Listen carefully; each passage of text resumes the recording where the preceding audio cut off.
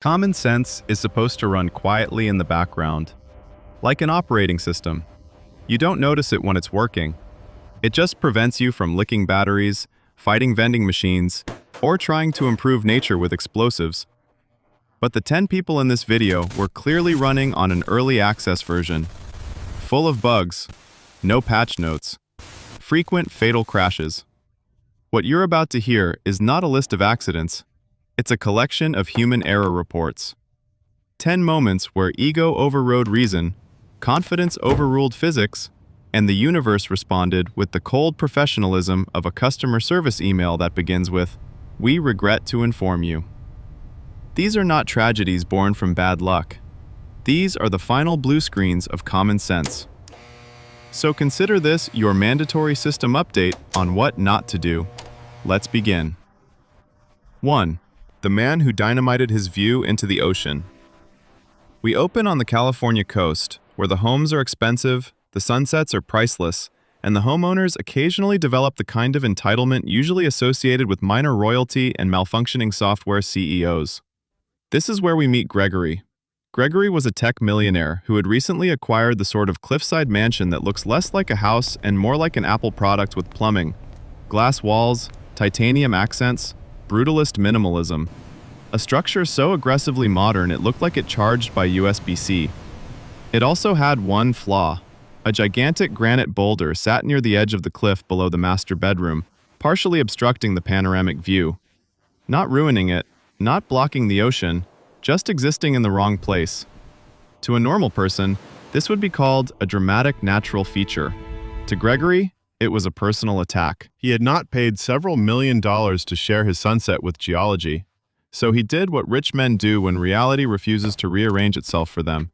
He filed lawsuits. He raged at regulators. He waged legal war against the California Coastal Commission, arguing that the boulder infringed on his right to an unobstructed view, which is not actually a constitutional right, but that didn't stop him from behaving as if Thomas Jefferson had specifically intended the Bill of Rights to protect luxury sightlines. The courts, perhaps still in favor of reality, sided with the rock. And this is where Gregory's brain made the jump from arrogant to historically stupid. If the law wouldn't move the boulder, he would. So Gregory hired a demolition crew whose qualifications appeared to include one rusted pickup truck, access to black market explosives, and a business ethic best described as, "Sure, why not?" They arrived at the property armed with enough illegal blasting material to settle a mining dispute in a small dictatorship. Now, let's pause for a quick lesson in cliff mechanics. Cliffs are not giant solid blocks. They are delicate, unstable systems of compression, fractures, weak points, and ancient stress lines, all held together by geology's version of crossed fingers. Blasting one section of a cliff is not surgery. It is more like trying to repair a Swiss watch by firing a shotgun into it. Gregory, however, was too busy enjoying the fantasy. On the day of the blast, he stood on his sleek designer balcony with a cocktail in hand, radiating the smug confidence of a man about to delete an unwanted feature from the natural world. The explosives detonated. The concussion was enormous. Windows rattled for blocks. Birds exploded out of nearby trees. The Pacific itself may have paused to see what kind of nonsense was happening on shore. And to be fair, it worked. The boulder was gone. Instantly obliterated. For one glorious second, Gregory had it all. A perfect, uninterrupted 180-degree view of the ocean. Then the rest of the cliff noticed what had happened. The blast hadn't simply removed the rock. It had destabilized the entire support structure of the cliff face beneath the mansion. The ground shifted. The balcony trembled. And Gregory got to experience the deeply educational sensation of feeling a multi-million-dollar house begin to detach itself from the continent. What followed was not a collapse so much as a resignation. The cliff gave up. The earth beneath the mansion sheared away, and Gregory's architectural monument to ego began a slow, elegant, and completely irreversible dive into the Pacific. The mansion slid downward in one graceful, catastrophic motion, transforming from luxury real estate into marine debris. In his final moments, Gregory got exactly what he wanted. A completely unobstructed view of the ocean. He just got it from much, much closer than expected. If you'd like, I'll continue with 2. The window washer who fired himself from gravity. 2. The window washer who tried to outsmart gravity. Now we move to Dubai, a city built on a simple philosophy. If you can imagine it, build it twice as tall and make it shinier. Glass towers stab into the sky like architectural middle fingers to gravity, and every inch of those towers needs to be cleaned. Which brings us to Ferris. Ferris was a professional window washer who worked hundreds of feet above the ground. His office was a metal platform dangling off the side of skyscrapers where the air is thin, the wind is aggressive, and the margin for error is approximately zero. He was good at his job, very good. Years of hanging in the sky had given him the calm confidence of a man who had personally negotiated a truce with gravity. Unfortunately, gravity never actually signed that agreement. Ferris had the standard equipment for this kind of work: a safety harness, double cables, locking clips, and backup lines strong enough to hold a small car. To most people, that gear would feel reassuring. To Ferris, it felt annoying. The harness slowed him down. The clips took time to adjust. The lines tangled. And after years of doing the job, his brain had quietly decided something very dangerous. Nothing bad had happened yet, which meant, in his mind, the safety system was unnecessary bureaucracy. Now let's talk briefly about wind at the 80th floor. Down on the street, wind is a breeze. Up there, it's a predator. Air funnels between skyscrapers like water through a canyon, creating sudden gusts powerful enough to swing platforms, rip tools away, or turn a human being into something resembling a decorative kite. That is why the safety line exists. Not because workers are clumsy, but because the sky occasionally decides it would like to keep you. On this particular afternoon, Ferris encountered a problem: a smudge. Just a tiny mark on the glass, slightly outside the reach of his squeegee.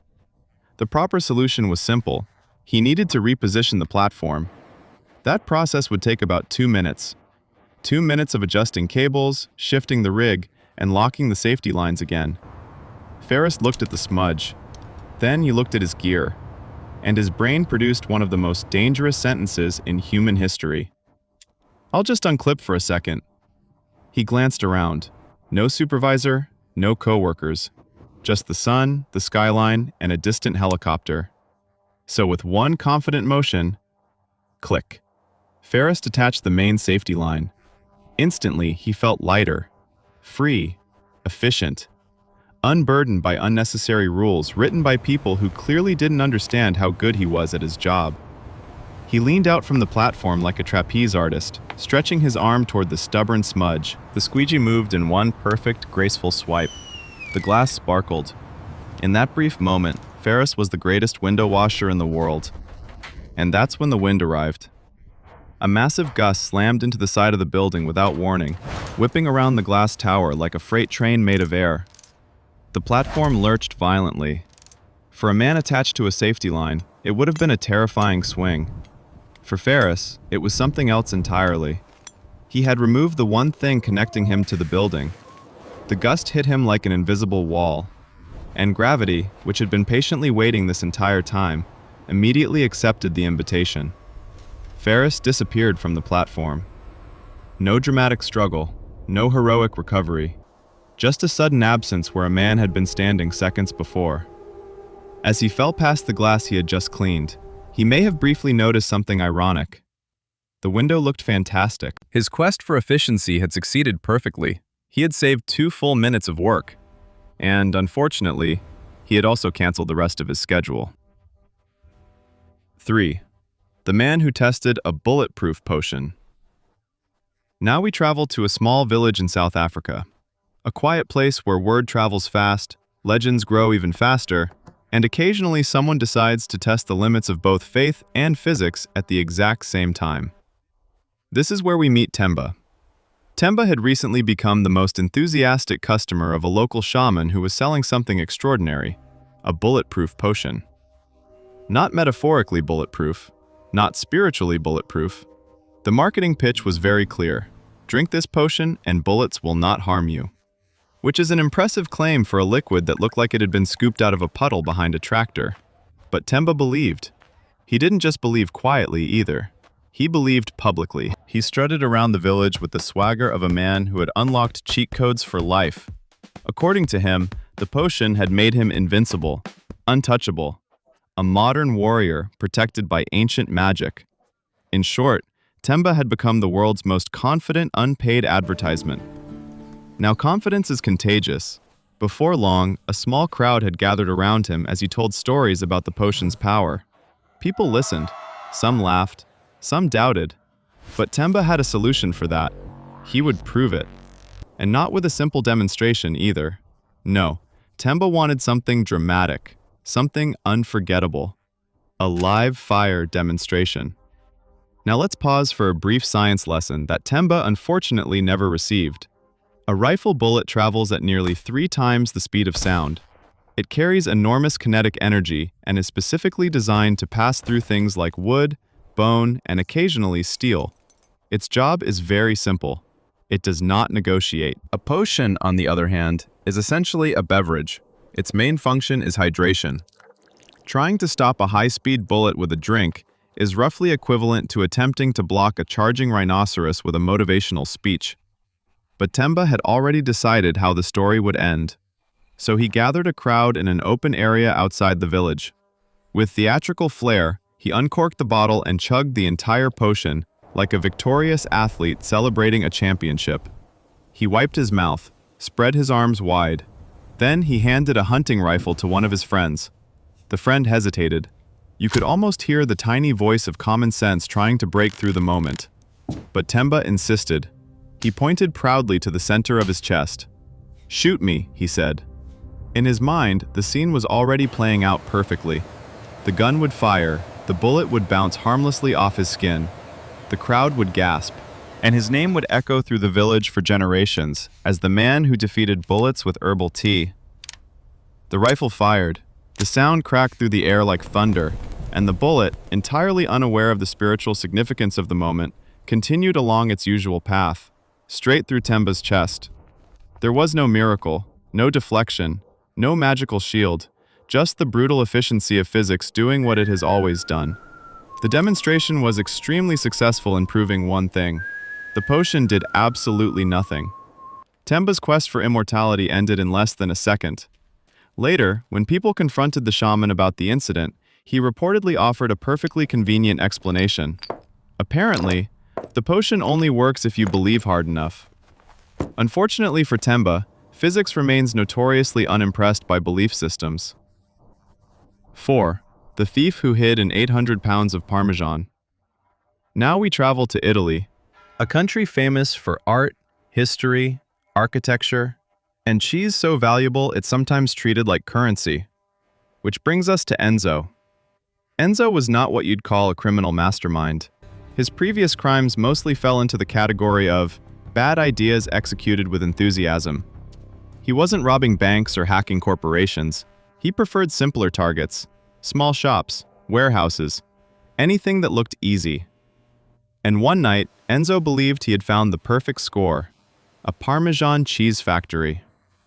Now, if you've never seen industrial Parmesan production, imagine giant wheels of cheese the size of truck tires stacked in massive aging rooms. Each wheel can be worth hundreds of dollars.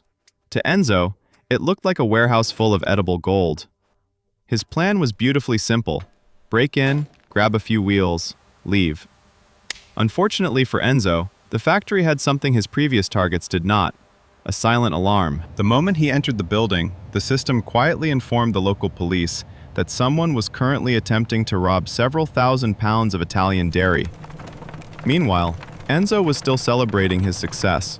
He had already lifted a couple of heavy wheels and was halfway to the door when the distant sound of sirens floated through the night air. And just like that, panic took over. Panic is a terrible strategist. It does not make smart decisions. It makes fast decisions. Enzo dropped the cheese and ran deeper into the factory, desperately searching for somewhere to hide before the police arrived. Then he saw it, a massive stainless steel vat. Inside was a mountain of freshly grated Parmesan cheese, easily several hundred pounds of it, piled high like a snowdrift of finely aged dairy. To a rational person, this would look like part of the production process. To Enzo's panic-driven brain, it looked like the perfect hiding place. Perfecto, he probably whispered. A cheese camouflage. Now let's pause for a quick science lesson about granular materials. When you see grated cheese on your pasta, it looks light and fluffy. But when you have hundreds of pounds of it packed together, it behaves less like feathers and more like sand. It becomes dense, heavy, and extremely good at trapping anything buried inside it. Farmers actually have a name for this phenomenon when it happens in grain silos. It's called grain entrapment, and it is terrifyingly effective. Once submerged, the material settles around you like wet concrete. Your arms can't move, your legs can't push upward. The pressure compresses your chest until breathing becomes almost impossible. It is essentially suffocation by tiny particles. Unfortunately, Enzo had skipped this particular physics lesson. Convinced of his brilliance, he climbed up the side of the vat and dove into the mountain of Parmesan like a man jumping into a pile of autumn leaves. For a few seconds, it probably felt like genius. He buried himself deeper, pulling the cheese over his head. The smell was sharp and nutty. The sirens faded. He smiled. The police would search the building. They would never think to look inside a giant pile of cheese. He was invisible. He was a criminal mastermind. Then the cheese began to settle. The loose particles shifted under their own weight, compacting around his body. Enzo tried to move. His arms wouldn't budge. He tried to kick upward. His legs were locked in place. The pressure on his chest grew heavier and heavier as the Parmesan tightened around him like 1,000 tiny hands squeezing inward. He attempted to shout. Instead, he inhaled a lungful of powdered cheese. Meanwhile, the police arrived. They searched the factory quickly, but found no thief. Assuming the burglar had escaped, they eventually left. Enzo was discovered the next morning by a factory worker preparing to start the packaging process. The worker noticed a strange lump in the vat. What they found inside was a man who had achieved something truly unique. Enzo had managed to become closer to Parmesan than any Italian chef ever dreamed of. In the end, the thing he tried to steal became the thing that killed him, which is a powerful reminder that if your escape plan involves hiding inside several hundred pounds of food, it may be time to reconsider the plan. 5. The woman who tried to sing to a whale. Now we move to the Pacific Ocean, miles from shore, endless blue water, a place so vast and quiet that it tends to make humans feel small, unless they are the kind of human who believes the ocean is secretly waiting to hear their voice. Which brings us to Serenity. Serenity had built her entire identity around one beautiful idea. She believed she could communicate with whales, not in the scientific, patient, marine biologist way. No research vessels, no acoustic equipment, no behavioral studies. No, Serenity believed in a spiritual connection. According to her, whale songs were not just sounds for navigation or mating. They were cosmic messages, ancient, emotional poetry echoing through the ocean. And she believed she alone had the ability to understand them. More importantly, she believed they could understand her. Now let's pause for a brief reality check. A humpback whale weighs roughly 40 tons. It can grow to about 50 feet long. Its tail alone can generate enough force to flip a small boat. This is not the golden retriever of the sea. It is a bus-sized wild animal that lives entirely by instinct, which is why marine safety laws exist. Most coastal regulations require humans to stay at least 100 yards away from whales. Not for the whale's protection, for yours. Getting close to one is like standing next to a moving freight train and hoping it appreciates your personality. Serenity, however, believed those rules were written by people who simply didn't understand the deeper harmony of the ocean. So one calm morning, she launched her brightly colored kayak and paddled several miles offshore. Far from tour boats, far from safety regulations, just her and the sea. After hours of searching, she saw it, a distant plume of mist rising from the surface. A whale. Her heart exploded with excitement. This was the moment, the connection. She stopped paddling, closed her eyes, and began to sing. The sound she produced was a strange, wavering chant, part humming, part yodeling, part something that probably made sense only inside her own head. To Serenity, it was a sacred invitation. To the whale beneath the surface, it was the weirdest noise it had heard all day. Curious, the whale turned toward the sound. Serenity noticed the massive shadow moving beneath the water and nearly burst with joy. He hears me, she thought. He's coming. What she imagined was a peaceful, spiritual exchange between species. What was actually happening was a 40-ton animal investigating an annoying noise. The whale surfaced directly beneath her kayak. Not aggressively, not violently, just curious. But when something the size of a submarine surfaces under something the size of a coffee table, the results are dramatic. The whale's enormous body displaced thousands of gallons of water in an instant. The kayak launched upward like it had been fired from a cannon. Serenity and the boat flipped through the air before crashing back into the ocean. The water temperature was around 50 degrees, cold enough to trigger an immediate gasp reflex, the kind that steals your breath the moment you hit the water.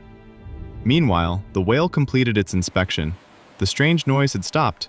Mystery solved. With a casual flick of its tail, it dove back into the deep, completely unaware that its brief moment of curiosity had just ended a human life. Serenity had wanted to become one with nature. In a way, she succeeded. She became part of the marine ecosystem she loved so much, which serves as a gentle reminder that while whales are magnificent, intelligent creatures, they are not particularly interested in your karaoke performance. 6. The man who saved a parking spot with his body. Now we leave the oceans and return to one of the most hostile environments known to modern civilization, a suburban mall parking lot. If you have ever driven through one on a Saturday afternoon, you know the rules. Cars circle endlessly like sharks. Drivers lock eyes across the asphalt. Social contracts disintegrate in the pursuit of a parking space 5 meters closer to the entrance. This is where we meet Gary. Gary was not looking for trouble that day. He was simply waiting for his friend Kevin, who was arriving shortly to meet him at the mall. And Gary had spotted something rare. A perfect parking space, right near the entrance. The kind of spot people will happily stalk for several minutes, like hunters waiting for prey. Gary wanted to save it for Kevin. Now, there are many ways to do this. You can stand in the spot and wave your arms. You can block the entrance with your body. You can put a bag there. But Gary decided on a strategy so bold, so creative, and so catastrophically stupid that it deserves a place in history. He lay down, flat, directly in the center of the empty parking space. His logic was simple. No car would drive into a space that already had a human being occupying it. After all, drivers are trained to look for people, right? Well, not exactly. Drivers are trained to look for standing people, people walking, people crossing the road, people pushing shopping carts. They are not typically scanning the ground for a fully horizontal adult male impersonating a speed bump. From the driver's seat of a modern SUV, a man lying flat on dark asphalt blends in with the ground about as effectively as a dropped jacket. But Gary was convinced his plan was brilliant. He folded his arms calmly across his chest and waited. A living, reserved sign. A human traffic cone. He watched as cars cruised through the lot, searching for spaces. Then he saw it. A large SUV turning into the aisle. Perfect. The driver would see him, laugh at the cleverness of the situation, and continue searching elsewhere. Inside the SUV, however, something very different was happening. The driver, a woman juggling the steering wheel, a coffee cup, and a text message about brunch plans, scanned the parking lot the way most drivers do. Quickly, impatiently, looking only for empty spaces. And from her perspective, that space looked completely empty. Her brain filtered out everything else. No cars, no shopping carts, no pedestrians. Just a nice open spot near the entrance. She turned the wheel and pulled forward. Gary watched the SUV approach and waited for the moment when the driver would notice him. Surely now. Surely now. Surely. The front tires rolled directly over him. From inside the SUV, the driver felt a small bump. Nothing dramatic. Parking lots are full of minor bumps. Curbs, potholes, uneven pavement. She pulled forward another meter and stopped. Engine off. Parking successful. Gary's heroic mission to save a parking space had ended exactly the way every driving instructor on Earth could have predicted. A car is always bigger than you are, especially when you're lying down. In the end, Gary did successfully reserve the parking spot. Unfortunately, the person who needed it most now was the driver of the ambulance. 7. The the skydiver who forgot the one thing that matters. Now imagine this: 13,000 feet above the earth. The door of a small aircraft slides open, and the wind instantly floods the cabin like a roaring river of air. Below, the ground stretches out in a patchwork of fields and roads that look tiny and peaceful from this height. For most people, this moment is pure terror.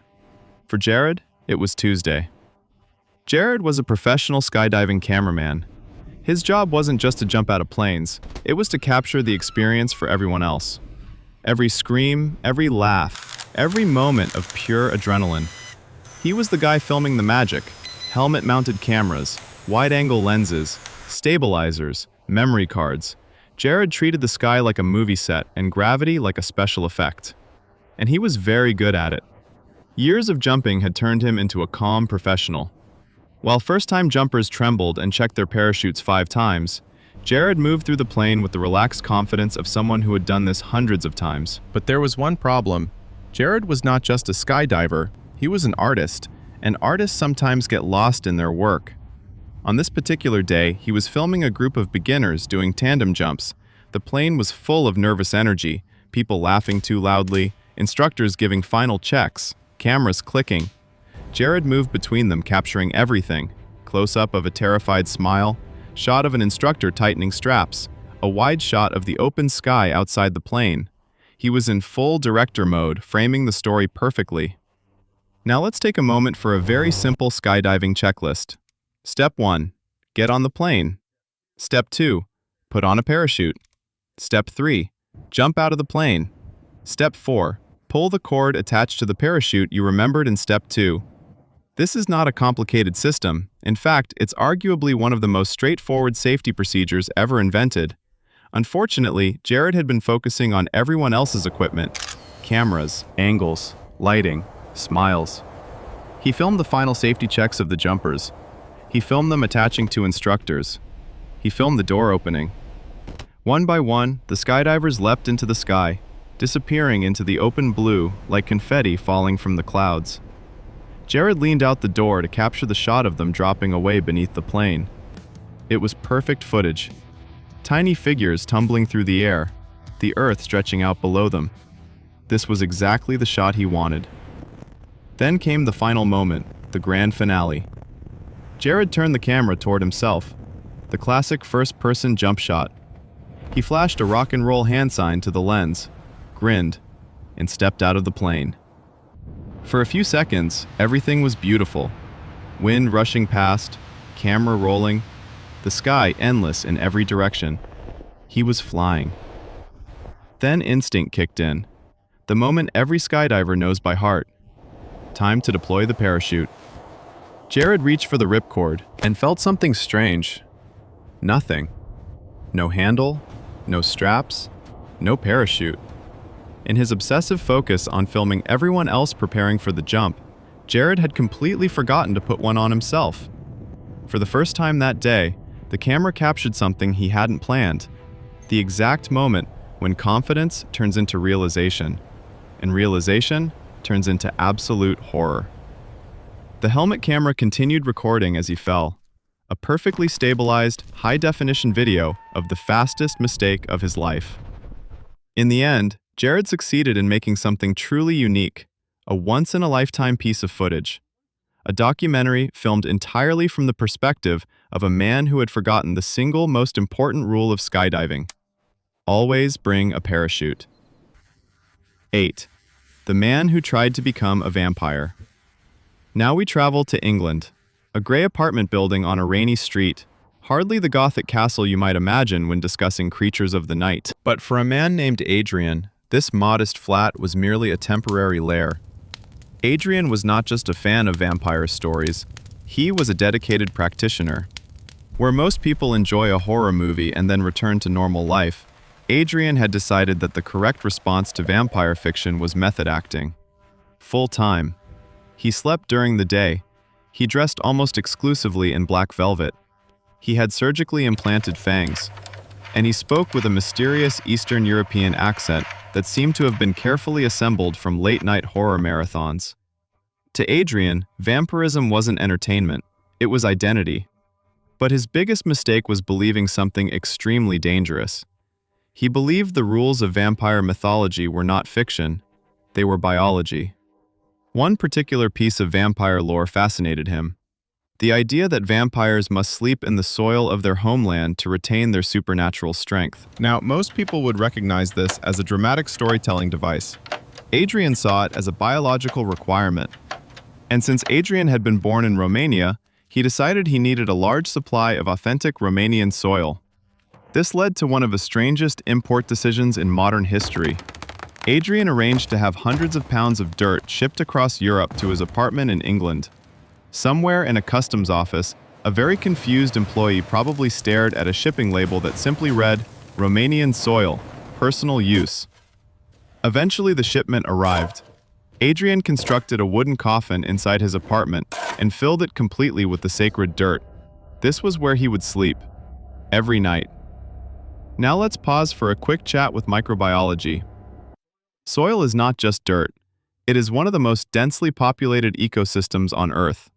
Every handful contains millions of bacteria, fungal spores, microscopic parasites, and organisms constantly competing for survival. Most of them are harmless. Some of them are not. And breathing in concentrated soil dust every night while sleeping inside a wooden box is an excellent way to introduce your lungs to microbes they have never encountered before. Adrian, however, had no interest in microbiology. He believed he was undergoing a transformation. Each night he lowered himself into the coffin, pulling the soil over his body like a blanket. He inhaled the scent of damp earth and imagined ancient vampire power flowing through him. But over time, something began to change.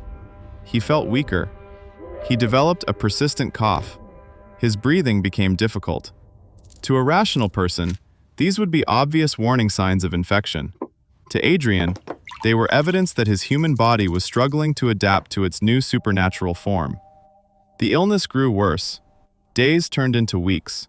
His lungs slowly filled with an aggressive fungal infection carried in the soil he had imported. Neighbors eventually called emergency services after noticing a terrible smell coming from the apartment. Paramedics forced their way inside and discovered something that must have looked like a rejected scene from a low-budget horror film. A pale man lying inside a coffin, buried under imported dirt. The official coroner's report later delivered the final, deeply unromantic conclusion. Adrian had not died a powerful vampire. He had died from a fungal lung infection, a disease he had personally shipped across an entire continent and then inhaled every night. Which proves something very important. If you want to live forever like a vampire, the first step is probably not importing several hundred pounds of foreign soil into your bedroom. 9. The handyman who defeated his own safety mechanism. Now we move to a quiet suburban neighborhood. It's a warm Saturday afternoon, which means somewhere in the distance a lawnmower is running, someone is grilling burgers, and at least one man has decided to fix something on his house that probably didn't need fixing. That man was Dave. Dave considered himself a DIY expert. He was the kind of person who believed instruction manuals were written for people who lacked initiative. Safety warnings, in his opinion, were mostly legal suggestions designed to slow down capable men. His philosophy was simple. If a machine stopped working, the correct response was confidence, and possibly a hammer. On this particular afternoon, Dave was repairing a small section of roofing shingles. The job required a pneumatic staple gun, a powerful construction tool designed to fire thick metal staples through wood with explosive bursts of compressed air. In other words, it was not a toy. But to Dave, it was just another tool he had mastered. The repair work was going smoothly until the inevitable happened. The staple gun jammed.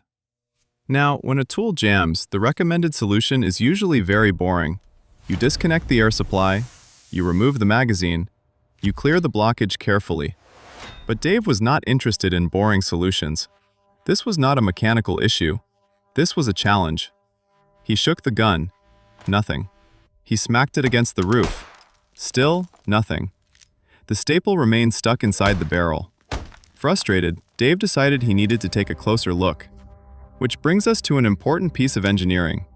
Most pneumatic staple guns include a safety mechanism on the tip called a contact trigger. The gun will only fire when the nose of the tool is pressed firmly against a surface. This prevents the gun from firing accidentally into the air or into the user. It is a very clever system. A system specifically designed to prevent exactly what Dave was about to do. Dave lifted the gun and squinted into the barrel to see what was causing the jam, but the tool kept moving. He needed it to stay steady. So Dave did something that could only happen in the human brain. He pressed the nose of the staple gun against his own forehead to hold it in place while he looked down the barrel. In that moment, Dave had successfully defeated the safety mechanism using the most convenient surface available, his skull. The pressure from his forehead pushed the contact trigger inward, which meant the gun was now fully armed. At the exact same time, the shaking and tapping he had been doing finally loosened the jammed staple. The tool, now free and fully operational, did exactly what it had been designed to do. With a sharp burst of compressed air, thunk, the staple fired directly through Dave's forehead and deep into his brain. It was quick, precise, and completely avoidable. Dave was discovered shortly afterward by his wife, who found him beside the half-finished roof repair and the tool that had just demonstrated an important engineering principle. Safety mechanisms are incredibly effective, unless the person using the tool decides to personally override them. In the end, Dave proved a valuable lesson. The most dangerous part of any machine is almost never the machine. It's the human who thinks the rules don't apply to them. 10. The fisherman who picked a fight with a swordfish. Our final story takes place far out at sea, just a small fishing boat floating on the endless blue, where the horizon disappears in every direction and nature politely reminds humans that they are not actually in charge of anything. This is where we meet Ron. Ron loved fishing. Not the quiet, peaceful kind where people relax and enjoy the ocean. Ron was in it for the trophy, the photo. The story back at the dock, where he could lean against a cooler, hold up a giant fish, and say the words every fisherman dreams of saying, "You should have seen the size of the one I caught." On this particular day, Ron hooked something extraordinary, a swordfish. If you've never seen one up close, imagine a torpedo made of muscle with a spear attached to the front of its face. A large swordfish can weigh 400 pounds and move through the water like a missile. They are fast, they are powerful, and they do not enjoy being hooked. Now there is a well-known technique for landing a fish like this. In fact, every experienced fisherman follows the same rule. You let the fish tire itself out. You don't fight it head-on. You let it run. You let it jump. You let it burn through its energy until it's too exhausted to resist. Only then do you carefully bring it close to the boat, because pulling a fully energized swordfish next to a small vessel is roughly the oceanic equivalent of wrestling a chainsaw. But Ron had a different philosophy. Patience, in his opinion, was for amateurs. His friends were watching. The fish was right there, and he wanted the victory now. So instead of letting the fish run, Ron tightened the drag on his reel to an extremely high setting and began hauling it in with brute force. The rod bent dangerously, the fishing line screamed, the swordfish thrashed violently beneath the surface, growing angrier with every second. Against the advice of everyone else on the boat, Ron managed to drag the still furious creature alongside the vessel. The water exploded with movement as the fish whipped its massive tail back and forth. The safe method now would have been to control the fish with a long-handled gaff while keeping a safe distance. But Ron was riding the adrenaline of victory. He leaned over the edge of the boat and grabbed the heavy leader line with his bare hands, preparing to pull the fish aboard himself.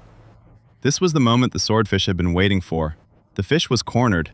It was terrified, and evolution had equipped it with one very specific defensive tool, the sword. With a sudden surge of strength, the swordfish launched itself out of the water, not upward, forward. Its long, razor-sharp bill shot toward Ron like a spear. The impact was immediate, violent, and final. The fisherman, who had gone to sea to hunt a trophy, had, in one instant, become the thing that was caught. The swordfish, having delivered its message, slipped back into the ocean. And Ron's story ended with a brutal but simple reminder. In a contest between a human ego and a 400-pound animal with a sword attached to its face, it is usually safer to bet on the sword. Common sense is a quiet system. Most of the time, it runs perfectly in the background. But every once in a while, someone disables it completely, and the results become cautionary tales for the rest of us. These 10 stories weren't accidents. They were the moment when confidence collided with physics, And physics, as always, did not lose. Now I want to hear from you. Which one of these deserves the most ridiculously specific warning label? The cliff explosion? The whale karaoke? The Parmesan hiding spot? Write the warning label in the comments. And if you enjoy these public service announcements about how not to leave the gene pool, hit like and subscribe for the next episode. Because every safety rule in the world exists for one simple reason. Someone, somewhere, already tested the alternative.